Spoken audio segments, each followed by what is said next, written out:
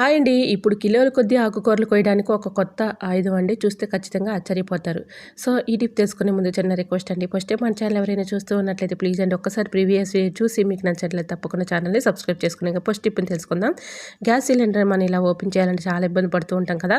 ఒక నెయిల్ కట్టర్‌తో ఈజీగా ఇలా తీసేయొచ్చు. సో, ఈ విధంగా తీసిన తర్వాత ఇలా సిలిండర్‌ని తీసుకెళ్ళేటప్పుడు మనకి ఈ విధంగా టైల్స్ మీద గీతలు పడతాయని డౌట్‌గా ఉన్నప్పుడు ఒక మ్యాట్‌ని ఈ విధంగా పెట్టేసి దాని కింద ఇలా తీసుకెళ్తే గీతలు పడకుండా ఉంటాయి.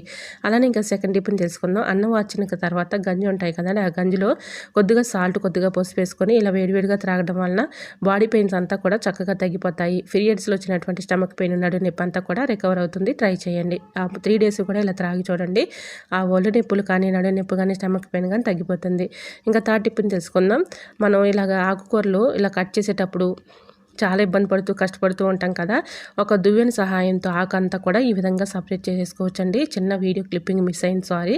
సో, ఈ విధంగా మనం దువ్వెన చక్కగా ఇలా అనుకుంటే చాలండి ఆకు సపరేట్ అయిపోతుంది. అలానే కాడ సపరేట్ అయిపోతుంది. మెంతికూర కానీ, అలానే